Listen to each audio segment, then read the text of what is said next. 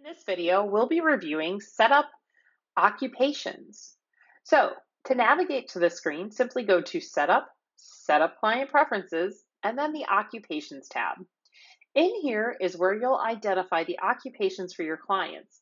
This is a very simple tool that allows you to track the occupations of your clients. To note this, it would go under the client card in the Client Profile tab, and then under the Occupation dropdown. Here is where you would select their occupation.